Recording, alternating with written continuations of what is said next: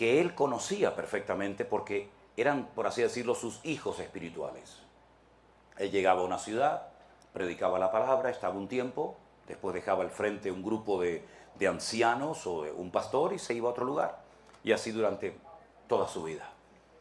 Pero la carta a los romanos no la escribe a una iglesia que él estableció, a una iglesia que él fundó. Conoce a muchos miembros de la iglesia, de hecho tiene familiares en la iglesia que él saluda en el último capítulo de la carta, pero él no fundó esta iglesia. Pero ya digo, había familiares, había amigos, había conocidos. Y es una de las cartas más profundas de la Biblia. Realmente Pablo vuelca prácticamente todo su conocimiento en esta carta, porque si algo tiene que conocer la iglesia en este tiempo, es la sana doctrina. Muchas iglesias se han convertido en pasarelas, donde la gente viene a presumir y aparentar de sus dones, de sus talentos, de sus habilidades. Y a veces en las iglesias surgen competencias, quién toca mejor, quién canta mejor, a quién le toca subir hoy a la plataforma, bájate tú para subirme yo. Y a veces hay como competencia en los músicos, en los maestros, en los sugieres, ¿verdad? Hay iglesias que se han convertido en auténticos circos, donde la gente va a ver un show, un espectáculo para ser entretenidos. Después además oran por ti. Claro, lógicamente como en cualquier circo, como en cualquier teatro, cine, siempre hay que pasar por la taquilla, ¿no? Para abonar la correspondiente cantidad de dinero. Y es muy difícil hoy en día encontrar una iglesia sana, cristocéntrica, donde el hombre no sea el centro de atención, sino que sea el invitado de honor siempre, el Señor Jesucristo.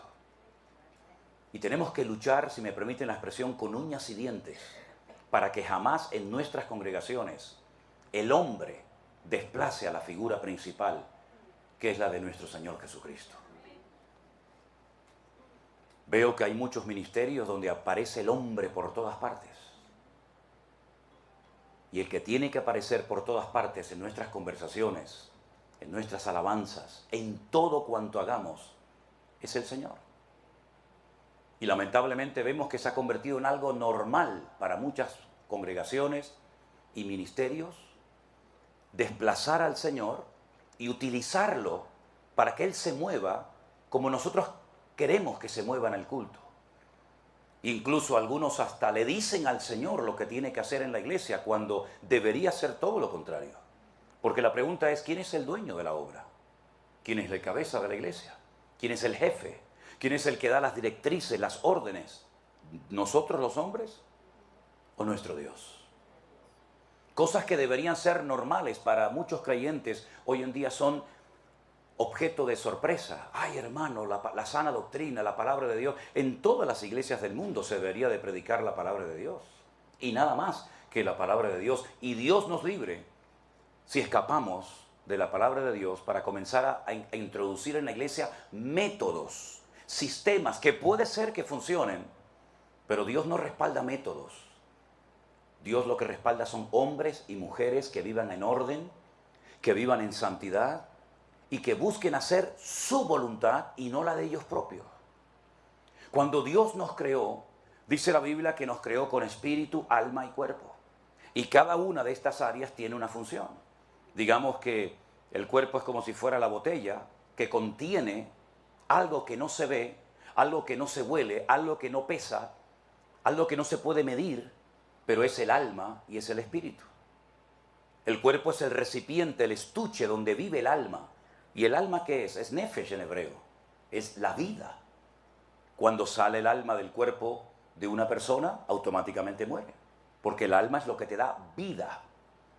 Pero a la única criatura que aparte de cuerpo y vida o alma, le dio espíritu, fue al ser humano. Los ángeles, los serafines, los querubines, no tienen espíritu. Por eso dice que ellos miran la forma como los cristianos, como los hijos de Dios alaban al Señor, porque ellos no entienden lo que es la redención, porque ellos no han sido redimidos. Ellos han sido creados, pero no han sido redimidos, no han sido comprados con la sangre de Jesús. Pero Dios le dio al hombre el espíritu, el ruaj, que es lo que el hombre tiene, no el animal, para poder conectarse con su Creador, porque Dios es espíritu, Dios no es materia, Dios no es cuerpo, Dios es espíritu, y Dios busca, el Señor Jesucristo dice que Él busca adoradores que le adoren en espíritu y en verdad. Pero ese espíritu que Dios puso dentro del corazón del hombre se desconectó. Es como si yo en esta mañana, no lo voy a hacer, pero si yo en esta mañana le quitara el cable a este micrófono, ustedes no me podrían oír. Yo no me podría comunicar con ustedes. Mi voz no saldría por estas altavoces, por estos parlantes, porque está desconectado. Eso fue lo que le pasó al hombre en el jardín del Edén. Se desconectó de Dios. Y entonces Dios dijo, muy bien, ¿te quieres desconectar de mí? ¿Prefieres hacerle caso a las mentiras y a las ofertas que el diablo te ha presentado? Vete con él, pero aquí ya no puedes estar ni un minuto más. Y dice que los expulsó del jardín del Edén y nunca más pudieron hacer el camino de retorno. Cuando viene el Señor Jesucristo, Él viene para que otra vez se vuelva a conectar el hombre con su Creador. No por presión, sino libre y voluntariamente. Porque Dios no le quitó al hombre el libre albedrío el día que pecó. La voluntad del hombre sigue latente en el converso y en el creyente. Y cuando nos convertimos al Señor, dice que nacemos de nuevo, no físicamente. Eso es lo que no entendía Nicodemo en Juan capítulo 3, cuando dice que le visita de noche y el Señor le dice a Nicodemo, si no naces de nuevo, no puedes entrar en el reino de los cielos, ni verlo. Y Nicodemo no entendió nada. Y Jesús le dijo, ¿y tú eres maestro de Israel? ¿Y no entiendes lo que te acabo de decir? ¿Qué tipo de maestro eres tú? El que no nace de nuevo no puede entrar ni ver el reino de los cielos. Y entonces Nicodemo comienza a razonar consigo mismo y le dice al Señor, ¿me estás proponiendo o me estás diciendo que tengo que volver a meterme en el vientre de mi madre y volver a nacer para poder estar contigo en la eternidad, en el paraíso, en el cielo? Y el Señor le dijo, no. Lo que es nacido de la carne, carne es. Pero lo que es nacido del espíritu, espíritu es. Es un nuevo nacimiento espiritualmente hablando. Cuando usted pide perdón a Dios por sus pecados, cuando usted se arrepiente de sus pecados, Dios perdona instantáneamente y olvida instantáneamente toda su antigua vida. Pablo dice, de modo que si alguno está en Cristo es una nueva creación, es una nueva criatura. Las cosas viejas pasaron y aquí todo es hecho nuevo. Usted no tiene por qué irse a la cama condenándose por un pecado que cometió hace 20 años. Usted no tiene por qué vivir bajo condenación, porque el Señor le perdonó todos, no unos cuantos. Absolutamente todos sus pecados fueron perdonados por la sangre de Jesucristo y dice que los arrojó a lo profundo de la mar y nunca más se acordará de ellos. Y ahora usted comienza a hablar diferente, pensar diferente, comportarse de una forma distinta, porque ahora el Espíritu de Dios, que también se llama Ruach, pero se le añade la palabra Hakodes, el Espíritu Santo, entra dentro de su corazón y usted puede volver a tener comunión con Dios. Por eso dice Pablo en Efesios capítulo 2, verso 8, Él os dio vida cuando estabais muertos. Y uno dice, yo nunca me morí, yo nunca estuve muerto. Espiritualmente estábamos todos muertos. En nuestros delitos y en nuestros pecados. Usted comía, trabajaba, iba de vacaciones, se bañaba en la playa, cantaba, hacía lo que quería, pero espiritualmente estabas desconectado del Creador. Estabas muerto espiritualmente. Pero cuando Él viene a tu corazón, Él viene a darte ¿qué? Vida. Y vida en abundancia. Pero así como cuando un niño nace necesita cuidados y necesita mucha atención, porque solo si lo dejamos muere, porque es 100% dependiente de sus padres. ¿Hasta cuándo? Bueno, algunos hasta los 40 años. ¿No? Hay una estadística que recientemente se ha hecho en España que dice que los hijos hasta los 35, 37 años no se quieren ir de la casa. Es decir, están, iba a decir una expresión, por aquí a lo mejor suena feo, ¿no? Tú sabes que los niños beben leche de la madre y algunos están toda la vida enganchados a eso de la madre, ¿no? Pero mi querido hermano, una de las cosas que tenemos que comenzar a pedirle al Señor que nos cambie y nos transforme es esto, la mente. Mire lo que dice Romanos capítulo 12. Seguro que muchos de ustedes lo saben de memoria. Así que hermanos, Pablo dice, os ruego por las misericordias de Dios que presentéis vuestros cuerpos en sacrificio vivo, santo, agradable a Dios, que es vuestro culto racional. No perdemos la razón.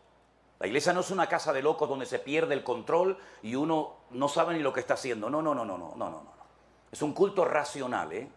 No somos animales ni salvajes que de, ay hermano, que me tomó el espíritu y entonces no pude dejar de dar vuelta, o uno se puso por ahí a hacer la gallina y el otro ladrando como un perro y el otro vociferando como el león de la tribu de Judá. No, no, no, no, no, eso no es la casa del Señor, eso es un circo. Es un culto racional. Yo no pierdo en ningún momento mi raciocinio. Si yo quiero callar, callo, si me quiero poner de pie, me pongo de pie. Y Pablo dice que tenemos que presentar nuestros cuerpos como así los presentamos a la droga, a la prostitución, al sexo, a la brujería o a cualquier otra cosa o al alcohol.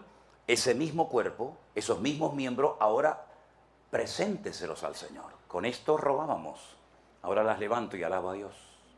Con esta lengua criticábamos e insultábamos a la gente, ahora glorificamos a Dios y amamos a nuestros hermanos, ¿verdad?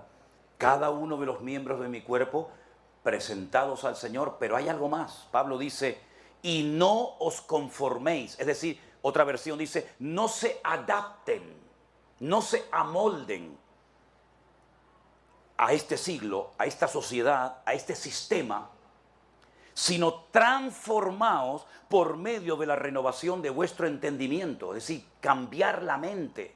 Tengo que pensar diferente, tengo que actuar diferente. ¿Y cómo lo hago? Por medio de la renovación de mi entendimiento para que pueda comprobar cuál es la buena voluntad de Dios, agradable y perfecta. Hay creyentes que han nacido de nuevo, pero se siguen comportando igual, siguen pensando igual. Y por eso están toda la vida diciendo, Señor, es que no sé qué hacer, no sé cuáles son mis dones, no sé cuál es mi rol en la iglesia. ¿Por qué? Porque no han renovado su mente. Y es nuestra responsabilidad personal de cada uno de nosotros pedirle al Señor que nos transforme la mente. La mente es la sala de máquinas, de aquí sale todo. No son los pies los que ordenan al cuerpo lo que tiene que hacer, es la mente, es la cabeza, la que manda las órdenes a los ojos, a los pulmones, al corazón, al hígado, a los riñones, a los pies, a todas partes de nuestro cuerpo. La mente es la que manda las órdenes. ¿Y cuántas veces no hemos renovado nuestra mente? Y por eso cuando nos insultan, actuamos igual que como lo hacíamos antes, porque no tenemos la mente renovada, porque no pensamos como Cristo pensaba, no reaccionamos como Cristo reaccionaba, no hablamos como Cristo hablaba, y entonces nos metemos en líos, nos metemos en problemas, tomamos decisiones equivocadas y luego nos enfadamos con Dios. Hice un negocio y perdí el dinero y me salió mal, claro, porque sigues pensando y tú sigues siendo el capitán del barco. Y tú sigues dirigiendo tu vida como te da la gana. Y en vez de consultarle al Señor, le informas. Mañana me voy a comprar un carro nuevo. La próxima semana voy a pedir un crédito para comprarme una nueva casa. Y estoy pensando en hacer un negocio y con lo que gane aquí lo invierto en mi país y me compro una casita allá para que cuando yo me jubile. Y seguimos nosotros planificando y organizando nuestra vida. Y encima, repito, luego algunos se enfadan cuando el negocio no te salió como tú pensabas. Transformaos por medio de la renovación de vuestro entendimiento. Y vas a vivir tu vida cristiana como antes eras, con precipitaciones, con enfados, con enojo, ¿verdad? Con desánimo, porque la sala de máquinas Dios no ha entrado y la ha limpiado. Dicen que había en Grecia, en la Grecia antigua, un hombre que enseñaba a la gente a hablar en público. Daba clases de oratoria y cobraba dinero. Ustedes quieren hablar en público, quieren utilizar sanas y sabias expresiones, vengan que yo les enseño. Y un día apareció por allí un muchacho que le dijo a este maestro, a este filósofo griego muy conocido, le dijo, yo quiero que usted me enseñe a hablar en público, a expresarme bien, quiero que me dé clases. Y este señor le dijo, muy bien, a ti te voy a cobrar el doble. Le digo, ¿por qué? Porque primeramente te voy a enseñar a que te calles.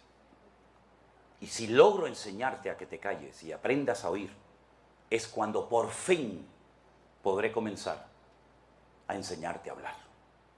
¿Se han dado cuenta que muchas veces en una iglesia si uno pide un minuto de silencio es prácticamente imposible? Y más entre nosotros los latinos. Es prácticamente estar quietos un minuto, solamente un minuto, en la presencia del Señor. Si no es el instrumento, es el niño que llora, si no es el teléfono que suena, si no es uno que entra, uno que sale, siempre tenemos que estar haciendo ruido. Y Dios muchas veces se mueve en el terreno de la calma, de la quietud. Y estamos tan ocupados, tan activos, tanta actividad, que nos olvidamos a veces de estar quietos. No dice la Biblia, estad quietos, dice el Señor, y conoced mis caminos, porque vuestros pensamientos muchas veces no son mis pensamientos. Mis pensamientos son mucho más altos, más elevados, más profundos de lo que ustedes se imaginan. Ustedes siempre están en una dimensión, en un nivel inferior, y yo estoy por encima de todo eso. Y os voy a poner en esta mañana varios ejemplos, porque a mí me gusta compartir la palabra con ejemplos para que ustedes aprendan y capten la enseñanza fundamental que quiero transmitir en esta mañana, que es la renovación, la transformación de nuestra mente. Hay una ciudad que actualmente en Israel se conoce como Banias. En los tiempos del Señor Jesucristo se conocía como Cesarea de Filipo. Está bien al norte, casi ya en frontera con Siria. En ese lugar dice la Biblia que el Señor Jesucristo se llevó a sus discípulos, ¿verdad? Y allí Él les dijo, ¿qué opina, qué cree, qué habla la gente acerca de mí?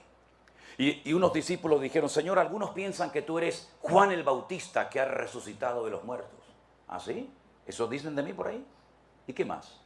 Bueno, algunos piensan que tú eres Elías, el profeta Elías, aquel que fue llevado en vida en un carro de fuego y ahora has venido. ¿Alguna gente piensa que yo soy Elías? ¿Y qué más? Otros piensan que tú eres Jeremías, porque Jeremías era el único profeta que sabía dónde se había ocultado el arca de la alianza. Y los judíos creían y creen que Jeremías iba a revelarle a ellos dónde estaba escondida el arca de la alianza para colocarla en el templo. Y así fue escuchando diferentes opiniones. Al final el Señor preguntó y dijo, ¿y yo para ustedes quién soy? Porque eso es lo que la gente de la calle opina de mí. Pero entre ustedes, ¿qué hablan? ¿Qué comentan cuando yo doy la espalda y me voy a orar? O me voy a la montaña, o estoy dormido. ¿Qué hablan de mí entre ustedes? Todo el mundo guardó silencio. Nadie se atrevía a opinar ni a decir nada. Pero uno sí, ¿se acuerdan? Pedro se levantó y dijo, Señor, tú para mí eres el Cristo. El Cristo es la palabra Mashiach. Tú eres el Mesías, el Hijo del Dios viviente. Y entonces el Señor se le queda mirando y delante de todos los discípulos dice, bienaventurado eres Simón, Pedro. Porque esto que acabas de decir no te lo enseñaron en la escuela, ni en la sinagoga, ni ningún rabino, sino fue una revelación que mi Padre te dio ahora mismo. Bienaventurado eres Simón, Pedro. Y me imagino que se le habrá llenado el corazón, sacó las plumas del pavo real diciendo, ¿se dan cuenta lo que me acaba de decir de mí el Señor? Aguántate, Juanito, aguántate, Tomás, yo soy bienaventurado. ¿Ya sabes quién soy? Sí, Señor. Tú eres el Mesías. Ok, soy el Mesías. Sí, muy bien, vámonos a Jerusalén. Se fueron caminando por el camino y se paran y dice el Señor, chicos, os tengo que decir algo. Vamos a subir a Jerusalén, los gentiles, los romanos, las autoridades religiosas de la época me van a echar mano, me van a prender, me van a llevar a la cruz, voy a morir. Y entonces Pedro interrumpe al Señor y dice, no, espera un momento, espera. ¿Cómo?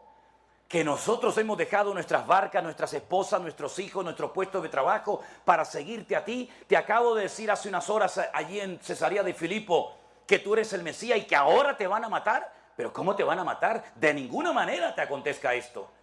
Y el Señor se le queda mirando y dice, apártate de mí, Satanás, porque no pones la mira en las cosas de Dios, sino en las cosas de la tierra. ¡Qué vergüenza, qué ridículo! Pasó de la cúspide a lo más bajo. Ayer era bienaventurado, hoy me llama públicamente delante de todo el mundo, Satanás. ¿Qué fue lo que pasó? Le dio rienda suelta a sus emociones. Le dio rienda suelta a su temor, a su nerviosismo de perder al Mesías, ahora que lo hemos encontrado, ahora que por fin ha venido, después de tantos cientos de años leyendo las Escrituras, por fin lo tenemos y ahora te van a matar. De eso nada. No le permitió al Señor renovar su mente. Cuando viene un problema a tu vida económico, familiar, físico o de la índole que sea, es un momento para demostrarte a ti mismo tu nivel de madurez, tu nivel de fe. No cuesta nada cantar en la iglesia. Además, si hay buena música, con buenos instrumentos, buenos músicos, no cuesta nada. Hasta la gente entra de la calle y se anima a cantar nuestros coros, nuestros signos, nuestras alabanzas, porque son bonitos, son pegadizos, son alegres. Pero eso no cuesta nada. Salen por la puerta de la iglesia y salen igual o peor que entraron. No cuesta nada decir amén, aleluya, gloria al Señor, una foto con el pastor. Fírmeme el libro, pastor. Eso no cuesta nada. Lo que cuesta es demostrar cuando llega el momento de la realidad si verdaderamente usted ha entendido el Evangelio o no lo ha entendido. Y creo, Pedro, que tú te emocionaste en Cesarea de Filipo. Creo que te precipitaste y no fuiste consciente del peso, de la profundidad de las palabras, de la declaración que acabas de hacer. Y ahora ha salido el verdadero Pedro. Y es que dice la Biblia que de la abundancia del corazón habla la boca. Allí te emocionaste, allí te sentiste importante, pero ahora aquí lo que has demostrado es que no has madurado ni has entendido nada. Y queridos hermanos, no es el único caso en la Biblia de creyentes que llevaban años en los caminos del Señor y no habían aprendido, no habían crecido, no habían madurado, no se habían desarrollado como creyentes. Miren, por ejemplo, la carta de Pablo a los Corintios, que les dice: niños carnales, que no les puedo dar carne, cosas profundas, sino todavía tengo que andar con ese cuidadito de que no se ofenda la hermana, el hermano, la familia, aquella. Les tengo que dar lechita como a los niños pequeños. ¿Y en qué se basa el apóstol Pablo para llamarlos niños? ¿En qué se basa el apóstol Pablo para llamarlos carnales, inmaduros? Bueno, ahora presenta los argumentos y dice: que no sois carnales, que no sois niños, pero si entre ustedes hay celos y envidias y grupitos. ¿Quién predica el domingo, hermano? El hermano Apolos. Ay, ese me encanta, ese es buenísimo. Allá vamos todos. Y la próxima semana me parece que va a predicar Pablo. Ay, no, a mí ese es muy duro. Ese hombre no tiene amor. Al culto no vamos. ¿Y cuándo viene Cefas a predicar? Pues hasta dentro de 15 días no viene. Ah, entonces yo me quedo en mi casa y no voy ni a escuchar a uno ni a otro, porque a mí el que me gusta es Cefas. Y Pablo se irrita, Pablo se enoja y dice: pero ¿qué estáis haciendo, hermanos? ¿Pero quién soy yo? ¿Qué es Apolos? Yo planté la obra, yo fui el perito arquitecto, yo vine, les enseñé la palabra, luego me tuve que marchar después de un año. Apolos vino, él regó la semilla, pero ¿qué es él? ¿Qué soy yo? No somos más que siervos de Dios, servidores del Señor. Pero el que da el crecimiento y la madurez a la obra es el Señor, no es el hombre. Y esa es la forma como ellos demostraban que eran niños. ¿Y cuántos niños hay hoy en día en nuestras iglesias? ¿Ustedes creen que son los únicos que se van a la clase, a la escuela dominical? Muchas veces hay más niños fuera, en el salón principal, que en las clases de la escuela dominical. El pastor no me llamó. ¿Será posible con lo que yo he dado a la iglesia? Con lo que yo he apoyado a esta iglesia, compré la moqueta, compré el púlpito, pagué el otro día el aire acondicionado, compré el proyector, y ahora fíjate tú, pasó por delante de mí y no me saludó. Vamos a tener que buscar otra congregación, porque aquí ya no está el amor de Dios, ya el Espíritu de Dios no se mueve. Y entonces, como me he dado cuenta, fíjate tú, como aquí, ya conté, me parece que hay 5. Sí, yo conté esta mañana 5, a lo mejor hay más, discúlpeme. Pues mira, ¿saben lo que les digo? Me voy a la de allá enfrente.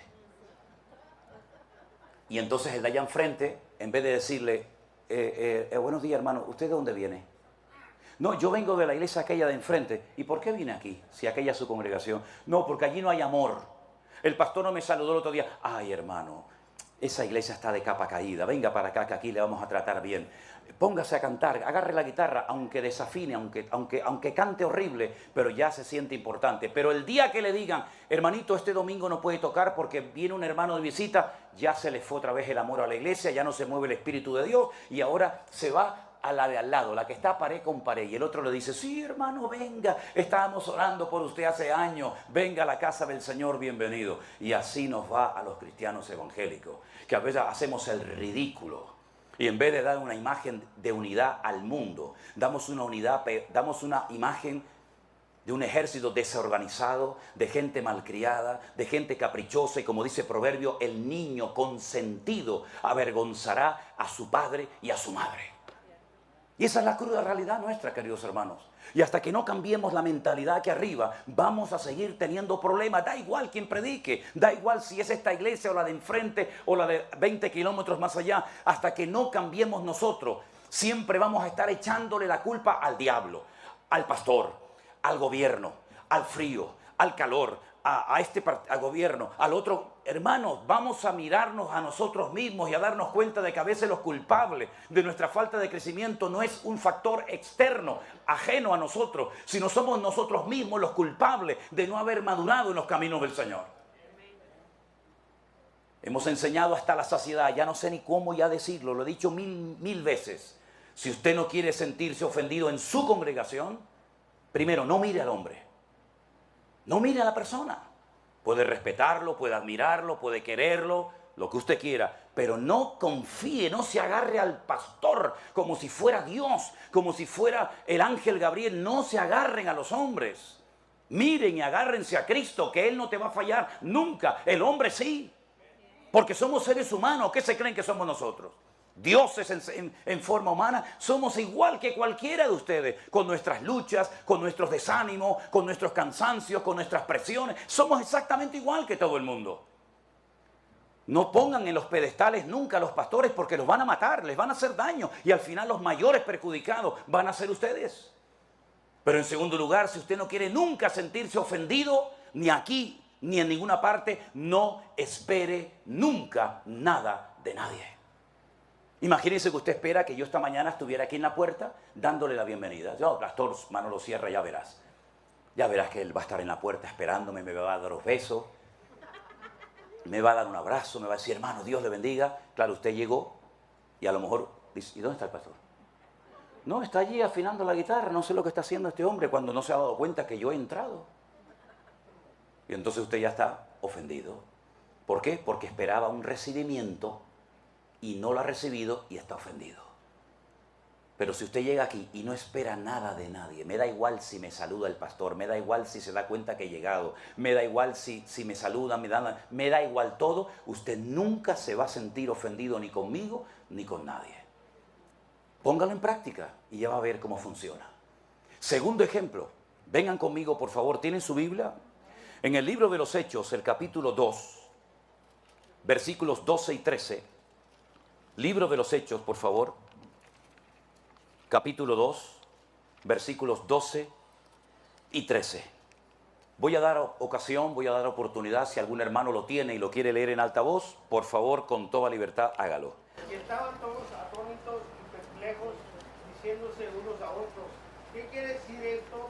Mas otros burlándose decían, están llenos de mosto. Otros burlándose decían, están llenos de mosto.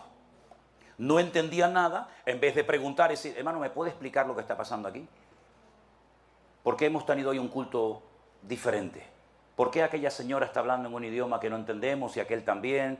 Y aquella persona está hablando... ¿Me podrían explicar lo que está pasando aquí? No, prefirieron criticar, prefirieron cuestionar el mover de Dios.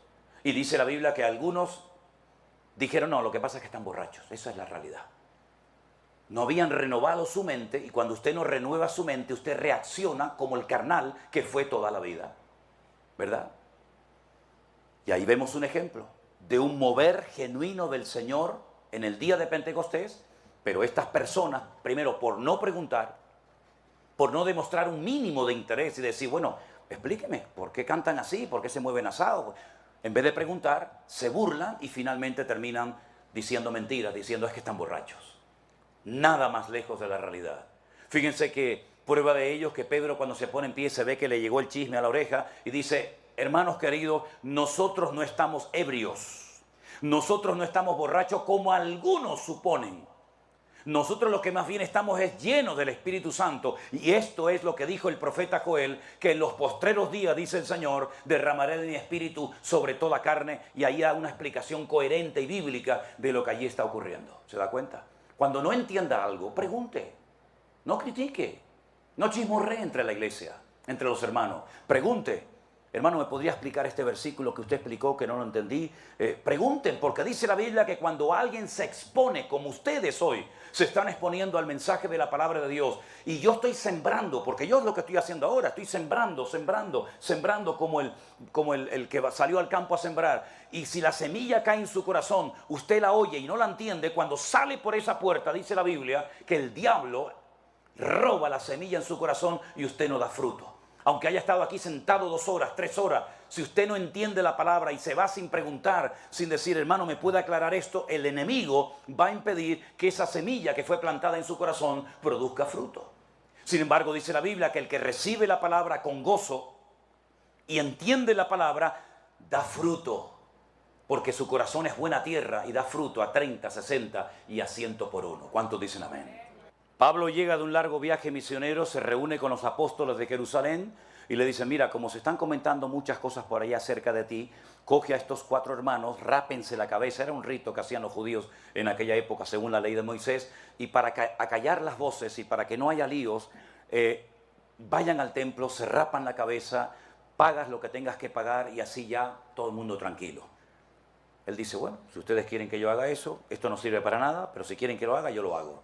Llega al templo y lo ve y lo ven que va acompañado por hermanos que no son judíos, que no entraron al templo, no entraron al templo, pero la multitud, algunos, pensaron que Pablo estaba faltándole el respeto al templo, profanando el templo, metiendo a extranjeros, que no se podía hacer, metiendo a extranjeros en aquel momento en la casa de Dios. Y se armó un revuelo, hermano, se armó un lío en la ciudad que no lo mataron de milagro. Tuvieron que intervenir las autoridades, ¿verdad? Los romanos, lo tuvieron que quitar de la multitud, porque si lo dejan 5 minutos más, lo revientan, lo matan, lo destrozan al pobre apóstol Pablo. Porque pensaban, mentira, pero ellos pensaron que había profanado el templo. Cuando le damos lugar a malos pensamientos, las consecuencias son terribles. Cuando nos imaginamos cosas, cuando le damos lugar a los malos pensamientos, a los celos, a las envidias, etcétera, etcétera, y en vez de darle lugar a la palabra de Dios y orar y decir, Señor, muéstrame, revélame y háblame, instrúyeme, cuando le damos lugar a los malos pensamientos, al final te pasa factura los malos pensamientos y terminas haciendo y diciendo y tratando a la gente malamente. ¿Por qué? Porque le has dado lugar a malos pensamientos en tu vida. ¿Qué es lo que hemos leído esta mañana en Romanos 12, 1 y 2? Primero, presente su cuerpo en sacrificio vivo. Y en segundo lugar, transfórmese por medio de la renovación de vuestro entendimiento para que usted pueda comprobar cuál es la santa, buena y agradable voluntad de Dios para su vida. ¿Cuántos dicen amén? Y el último ejemplo.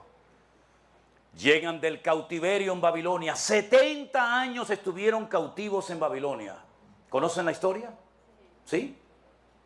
El pueblo de Israel entra en la tierra prometida. 12 tribus, 12 familias. Con el paso del tiempo el país se divide en 2, norte y sur. El norte se va a llamar Israel, el sur se va a llamar Judá. Una guerra civil, el norte contra el sur, terrible. Los asirios atacan las tribus del norte, se las llevan fuera de Israel y nunca más volvieron hasta el día de hoy. Están esparcidos por todo el mundo. Las tribus del sur, en vez de aprender la lección de los hermanos del norte y en vez de obedecer al Señor y en vez de acatar la palabra y obedecer los mensajes de Jeremías, siguen con la idolatría, siguen con la desobediencia, siguen con el relajo, siguen con el desorden y finalmente Nabucodonosor, rey de Babilonia, ataca la ciudad y se los lleva a miles cautivos a Babilonia y otros por supuesto murieron en Jerusalén. El Señor les dijo, 70 años os voy a sacar de aquí, os voy a llevar a otro país con otra cultura, otro idioma, todo diferente por desobedientes y para castigarles. 70 años. Habían estado 490 años en el país. 490 años sin salir. Cada 7 años tenían que dejar reposar la tierra. No se podía sembrar. Cada 7 años usted no siembra nada. Usted no se preocupe que no le va a faltar de nada porque la cosecha del año anterior va a ser tremenda.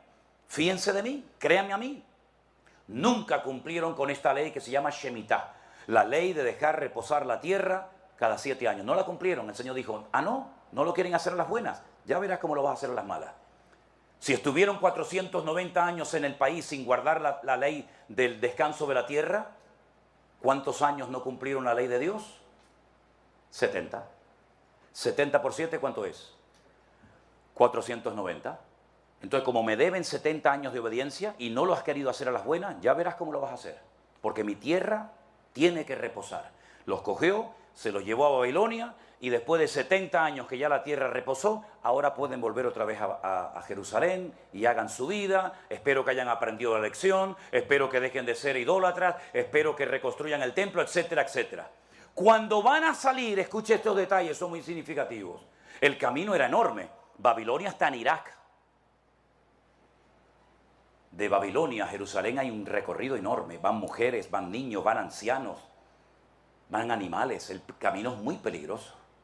Entonces le dicen a Esdras, a Nehemías, oye, ¿por qué no le dices al rey que mande soldados con nosotros para que nos defiendan el camino? Y dicen, ¿cómo? Que yo le pida ayuda militar al pagano Nabucodonosor, pero es que acaso no creemos nosotros en un Dios todopoderoso que nos va a cuidar. ¿Es que acaso no es un milagro que nos dejen salir y volvamos a nuestra tierra? Entonces dijeron, bueno, está bien, no le pidas ayuda al enemigo. Salieron con las alforjas llenas.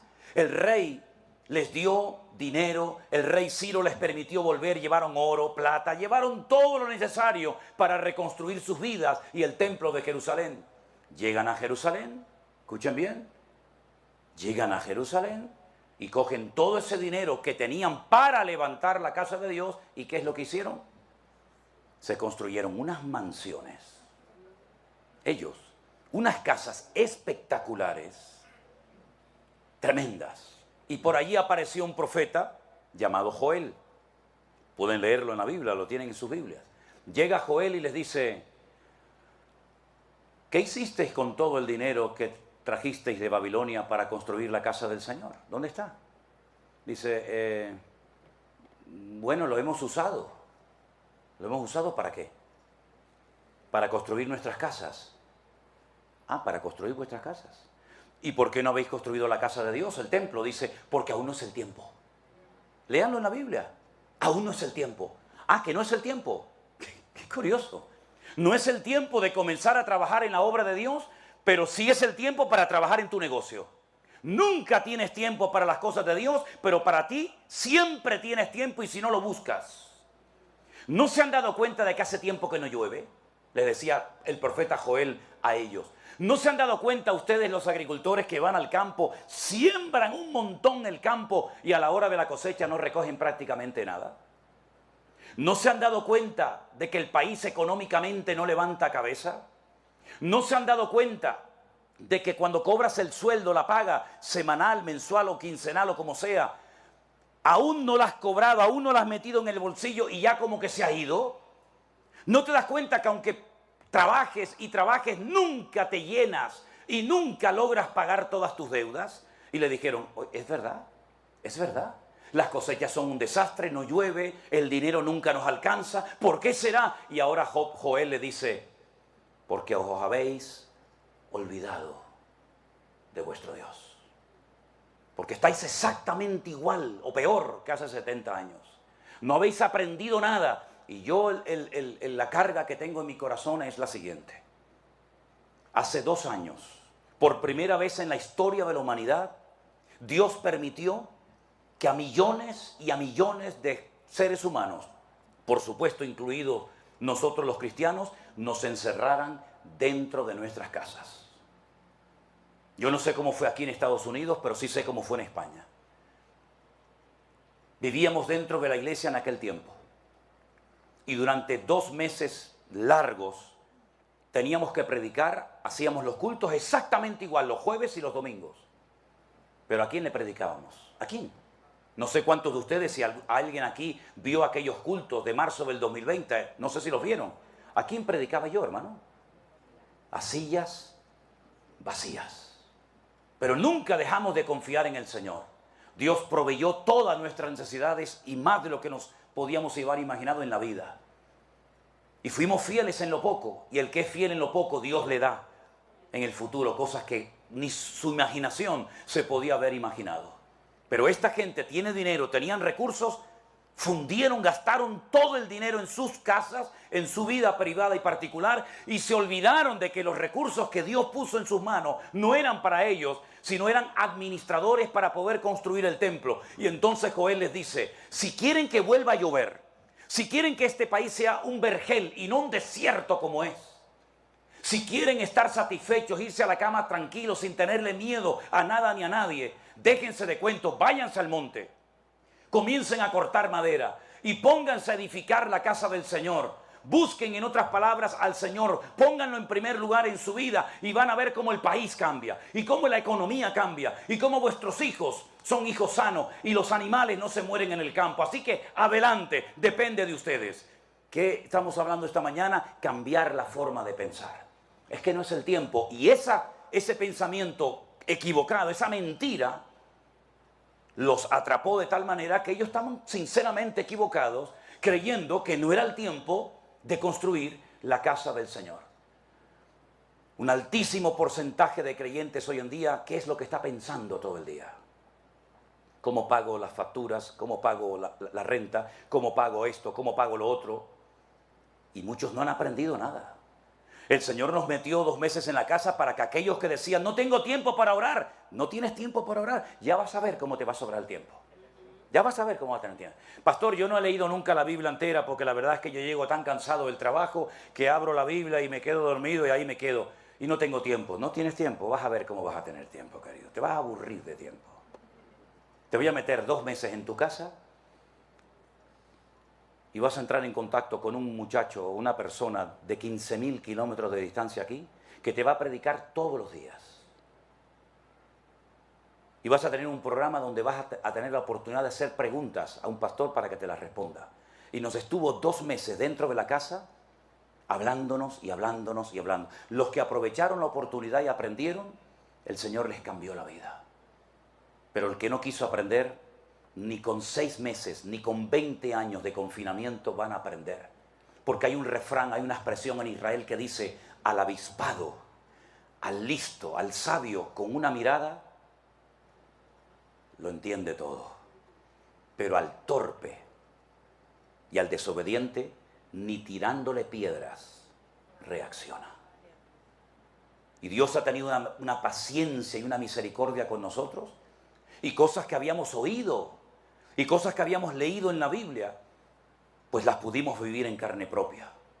Cuando de rodillas al lado de mi cama le dije al Señor, Señor, tengo que cerrar la iglesia por primera vez en 40 años que llevo de pastor sirviéndote. Nunca he cerrado una iglesia y ahora me obliga la autoridad a cerrarla. Nosotros no tenemos propiedades, ni a nivel personal, ni a nivel de iglesia. No tenemos ninguna propiedad de edificios, de templos, no, todo es alquilado, todo. Tenemos un Goodwill, no lo llaman aquí así, una tiendita de segunda mano, donde la gente viene, compra alguna ropita, algún zapatito, si no tiene se le regala igualmente. Y con eso, mensualmente, logramos casi pagar los 1.500 euros que tenemos que pagar del alquiler todos los meses. Lo tuve que cerrar también. Y le dije, Señor, sin el Goodwill, sin el rastro, sin la iglesia, nadie va a venir. Ahora, Dios mío, le dije yo a él, tienes una oportunidad maravillosa, Señor, para demostrar si esta obra, si esta iglesia es tuya.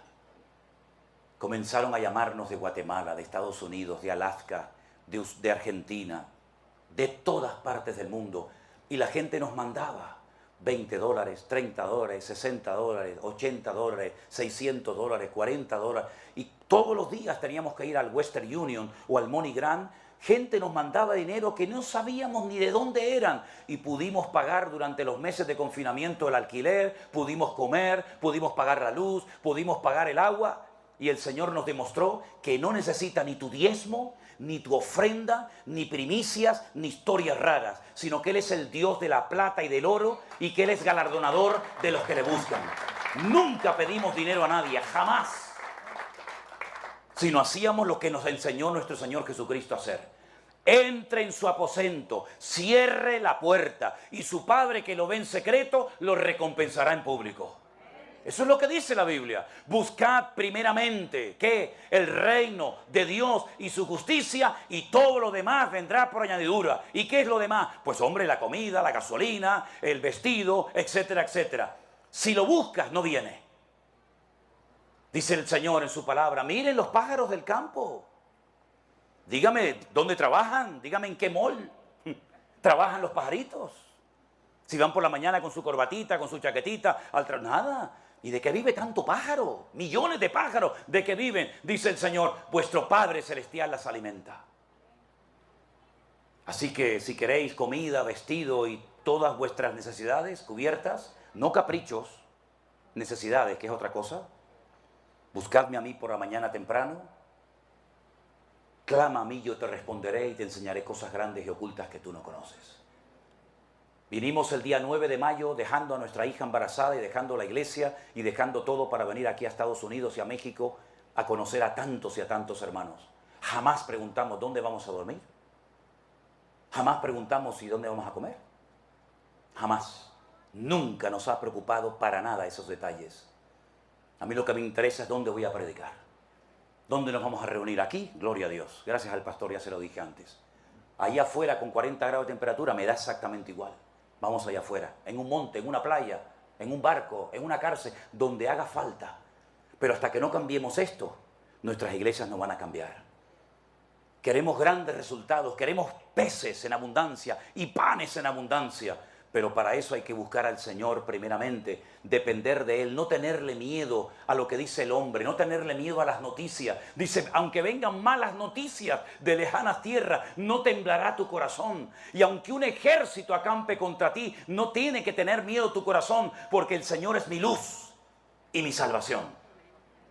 Y las bendiciones no hay que buscarlas, las bendiciones me buscan a mí. El Salmo 23 dice, el bien y la misericordia te seguirán a ti todos los días de tu vida. Yo no tengo que seguir las bendiciones. Yo no tengo que buscar la bendición o la prosperidad. El Señor sabe lo que su alma necesita. El Señor sabe lo que su negocio, su matrimonio necesita. Y a veces no nos concede todo lo que le pedimos, pero da igual, aunque Dios me mate, lo seguiré adorando, porque yo sé que mi Redentor está vivo. Ese es el estilo de vida que le hemos enseñado a la gente. Claro, no es popular, lógicamente.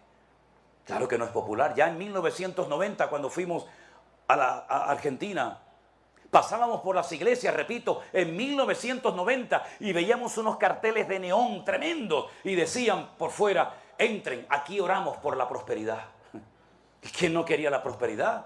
Si la gente asaltaba los supermercados y asaltaba los camiones que iban por las carreteras con vacas porque no había dinero, no había comida. Vivíamos en una ciudad tremendamente peligrosa, la ciudad de Rosario, en la provincia de Santa Fe. La gente iba con palos y piedras y con hacha a asaltar los supermercados porque una inflación terrible, la gente perdió el trabajo, la gente estaba en la miseria, en la ruina. Y en ese año, fuimos nosotros a Argentina como evangelistas. No era pastor. Durante años fuimos evangelistas. No teníamos apoyo económico, no teníamos una iglesia, no teníamos un sueldo, no teníamos nada.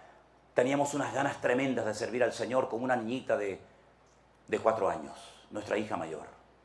Nunca nos faltó de nada.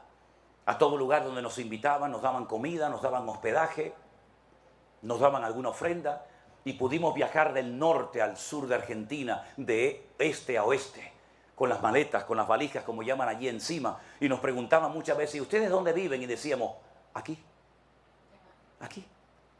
Salimos de casa hace una semana, 15 días, un mes, y el Señor nunca nos falló, porque el Señor es nuestro pastor, y nada nos faltará.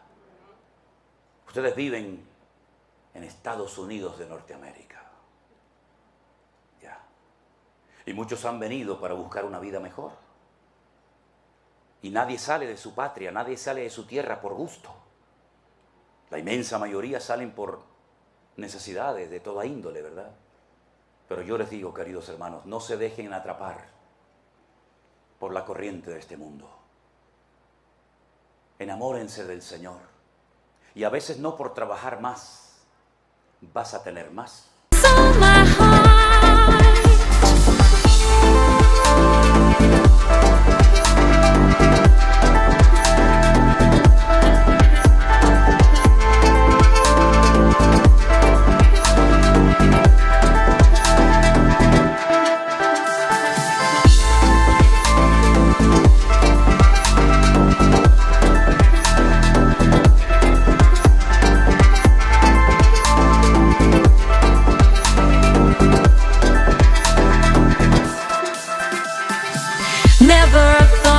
Love like this. Never thought I'd be waiting. Move your body, let your spirit soar. you're at and move your body. And the way you speak to me brings thoughts.